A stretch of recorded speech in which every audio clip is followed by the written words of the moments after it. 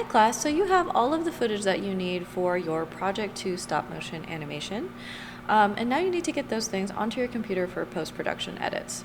So if you've used a DSLR or mirrorless camera, you'll need to get those photos onto your computer with by either inserting the SD card or hardwiring the camera to your computer. Whatever method is fine, just make sure that they come in order onto your computer. I would then recommend compiling all of those photos into one folder in your class folder. I often separate things by scene.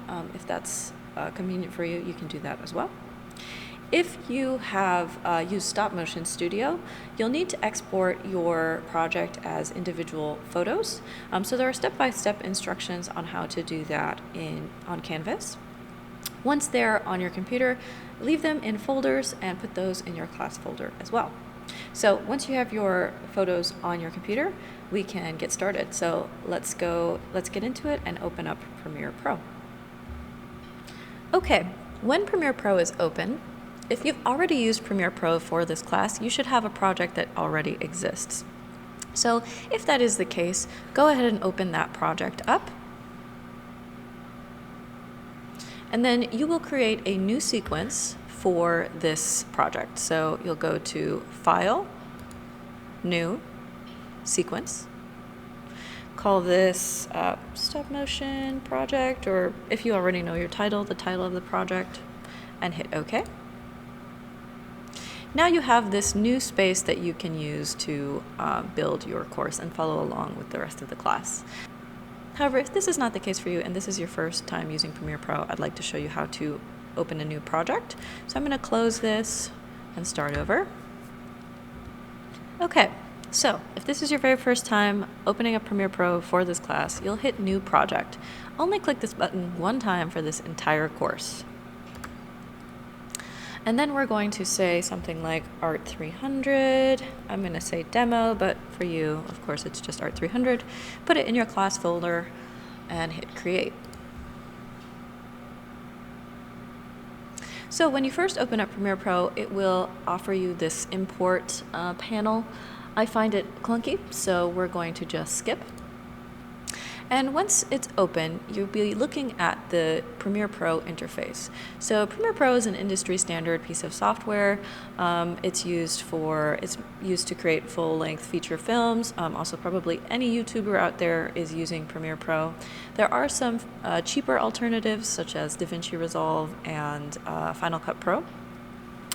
So after this class, if you end up wanting to try those out, the logic of them is slightly different, but I think once you've learned how to use Premiere Pro, it's easier to learn how to use any of the other cheaper alternatives.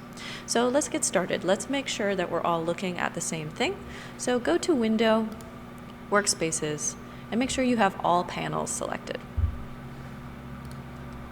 Then we're going to go and change some settings that are specific for stop motion. So go and click on Premiere Pro up here. If you're using a PC, this will just be under File. Go to Settings, and then go to Media. You'll get this flyout panel here. So the thing I want to check here is my frame rate for the project. So 29.97 is a little quirk left over from TV broadcasting. It's 30 frames per second. So for me, I want 30 frames per second. Now I'm going to go down to Timeline, and I'm going to check the still image default duration. So right now I have it at 5 frames, or I'm sorry, yours is probably something like 4 seconds. We want to change this to 5 frames. So if it's coming in at 5 frames and my whole project is playing at 30 frames per second, you will get a stop motion that is playing at 6 frames. If you want to have a different frame rate, you can do a little bit of math to change that. So for example, if you want your animation to appear to be going 8 frames per second, you could change your frames per second in media to 24 and the still image default duration to 3. But 6 is fine, so why don't we leave it like this and hit OK. And now let's import some images so we can try editing them. So we'll go to File, Import,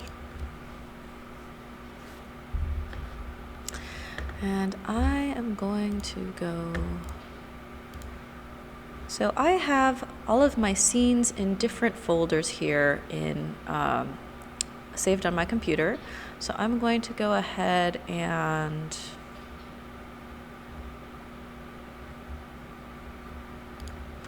pick this one. Import the entire folder. Don't click into the folder and try to highlight the images because they will import out of order. So let's go ahead and hit import. And now your folder will appear here in your library. So something that's important about Premiere Pro and almost all video editing software is that it doesn't bring the file actually into the program. It just references the file on your computer. So that means if you move your file on your computer, the Premiere Pro will no longer know where to find the file and it'll get confused and send up errors. So just leave your files where you put them on your computer. Don't start rearranging things. The next thing I want to do is I want to bring this folder into my timeline. So I'm going to just click it and drag it over here. And now all of my images have sequenced themselves in the timeline. So let me hit play in my little preview. Okay, so this is already starting to be a stop motion animation, so that's a lot of fun. But there's a lot of things that we can do to edit this now. So first of all, let's point out what we have going on. So we have a timeline here down below. You have your playhead, which allows you to scroll or scrub through your preview. You also have your timestamps above. You can zoom in or zoom out of your timeline with this little scroll bar down below. So if you want to see each individual frame, you can zoom in really far.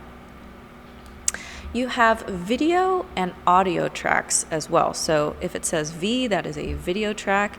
A is an audio track. You can mute audio tracks. You can lock tracks to make sure that you don't change them. And you can make tracks visible or invisible. So that's some of the basic stuff with the timeline. Up above, we have our preview. So previews have, of course, the play button, which is very convenient. You can take a screenshot by exporting a frame.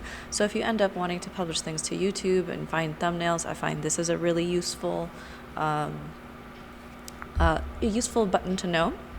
You can change the fit of your preview. So if you want it to just fit like this, you can, or you can zoom in further or zoom out. I usually just stay with fit. It works for me. Those are some really helpful icons that we have here in the preview. Over here to the right, we have our effects and properties panel. So effects are things like color, transitions, and I will demonstrate some specific color and transition options in a later video. You can also look at the properties of, let's say, an individual frame that you're on by clicking on that frame and then changing to the properties tab. You can also look at information about that specific image. And you have some templates here that may be helpful if you end up adding things like a scrolling credit. Over here on the left, we have a more refined effects control panel. So if you go to effect controls here, you can now go through and change really specific things about your image. So I can change its position, I can change its scale, I can rotate it, I can crop it, I can add masks to it, which means I can just change what's visible and what's not visible. But something that you may notice about what I'm doing here is I've only changed this frame here. So one way around that is that I can highlight everything and try to change it that way. But you see that my effect controls now disappear when I've highlighted everything. So something that you can do to change everything all at once is to nest. So what I'm going to do is I'm going to undo some of my changes. I'll highlight everything and then right click. Then I'm going to hit nest. I'm going to call this museum leave and hit OK. Now this will function as one entity. So when I click on this, I can change the position, scale, anything of my entire clip here. And now let's say I'm like, oh, but actually I wanted to hold on this frame, or this frame maybe. I don't know how to fix this. I've already nested it. Don't worry, just double click on your nest and you open up your original images here. So if you want to go back to your nest, just go to this top over here and click over to Lula Leaves the Museum, or you can click over here in your library to your different sequences. So let's also go over some of the really crucial tools that you have available to you here in Premiere Pro. So the one I've been using to just show you around is this selection tool, this clicker. It's very versatile. It's usually the tool that you're using 90% of the time. However, there are a few other very useful tools over here in this panel. So one of the more important ones is this razor tool. So to cut something, you can use your razor tool, and then these two edits will move independently. I often find that it's clunky to click back and forth between tools like this, so I just do Command K to cut, or Control K on a PC. It will cut exactly where your playhead is. Another very useful tool is this Track Select Forward tool. So Track Select Forward selects everything in front of what you click. So this is useful if you decide, I want to put another scene here in between these two scenes. So like say you suddenly have like a cutaway gag. Using this Track Forward Select is going to be very helpful for you. Another tool that you will almost definitely end up using is your type tool. So the type tool does exactly what you think. You click and you can type whatever you want in here. But now I'm not happy with the color or font of this. I can barely see it. So I'm going to switch back to my clicker or my selection tool. I'm going to highlight my entire text here, and I'm going to go over to Effect Controls here. I will open up this down arrow next to text, and I can now change the size and the fill, which is the color, and the font. Let's do maybe Courier New. Okay, so that's something I have available to me. If you want to move this around after you've already created it, just use your selection tool. If the length of your text will come in on video layers, and you can change the length of that just by grabbing the edge, just like anything else. Don't worry about the pixelation that's happening in your preview. It's not really the full quality that it's going to render at in the end. It's just literally a preview, so it's favoring speed over rendering quality. So those are some of the basic tools that you'll need to get started with compiling all of your images into a flowing full film or stop motion animation. So go ahead and work on that, and in the next video I'll show you how you can add color, add sound, and how you can really polish this and make a final product. Thanks for listening. Bye.